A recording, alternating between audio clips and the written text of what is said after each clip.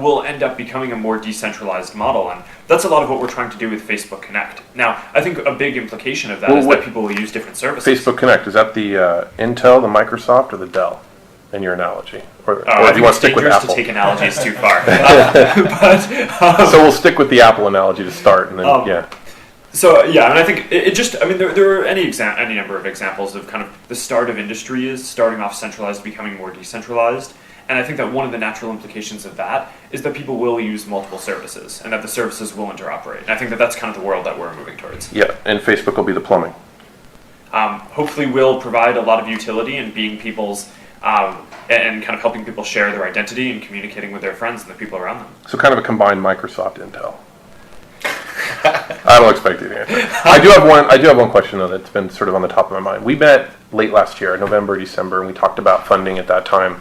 And you had said, look, we're open to investing more at the $15 billion valuation. We're not really actively looking. We're talking to some people. I don't want to misquote you, but basically what you said was, we're open to raising more at that valuation. Now, clearly things have changed, and there's no reason why things wouldn't change. But can you just talk me through, the difference between now and then? Because you talk about, if anything, your financial situation has gotten significantly stronger. Yeah, so let me try to clarify you almost didn't need to raise this money based on what you're saying. No, I mean, we did this to increase our option value for the future. So we have no plans to use the money immediately, and we may never use it, right? I mean, we may use it to make an acquisition or to open up data centers or something like that. I mean, if some strategic option makes itself available now we might be able to do it, whereas otherwise we wouldn't have been able to. That's the option value that we gained through this investment.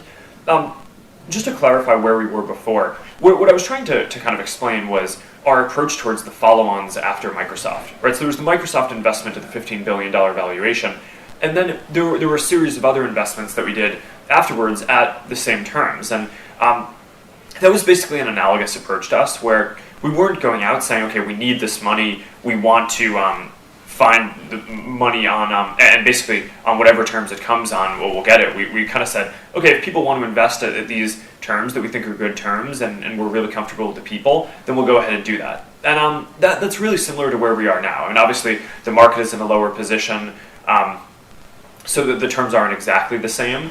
But fundamentally, this wasn't a financing where we said, okay, we need to go out and raise this money to make our operating plan work. It was more one where people started approaching us, and I mean, these conversations have been going on for a while, right? I don't remember the last time that we talked about this, but basically we've been talking to folks for a while, and recently it kind of got to the stage where we realized, okay, we have good caliber people that we're talking to, the terms are in a good range, let's actually go do this thing, and then we kind of finalized we want to work with Yuri and DST, and then we nailed it all down.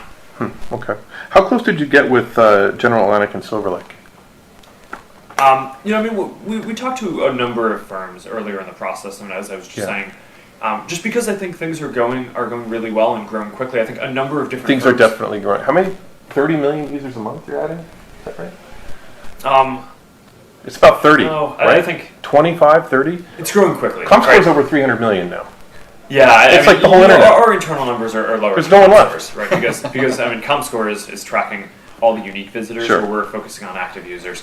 But yeah, no, it's growing really quickly. So I mean, a bunch of folks just approach us to do different things, and as time went on, we kind of zeroed in on where we wanted to be, and that's when we really started talking seriously about what the final terms would be, and that's where we are now. How many acquisitions will you make this year, if you just had to guess? I mean, you're clearly going to get more active in that. So unless I'm missing something, we've made one acquisition. Yeah. And it was this talent acquisition, which in my mind was one of the coolest things that we've done. I mean, we got two exceptionally bright guys, right? And Blake Ross, who's now one of the key folks on the product side at Facebook, and Joe Hewitt, who has single-handedly built out a bunch of our mobile stuff, including the iPhone app by himself, and just really cool. So our track record, I guess you could say, we're 1 for 1. Might make us want to explore more of that. But I mean, honestly, to me, being cash flow positive is also really important.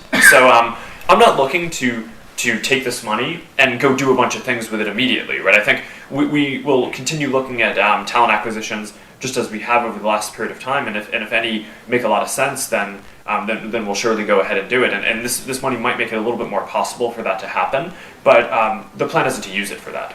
All right, great. Yuri, more investments to come in the U.S.? Well, we have stage 2 coming, so let's complete this one and then have a look. Okay, great. Thanks very much for your time, guys. Thanks.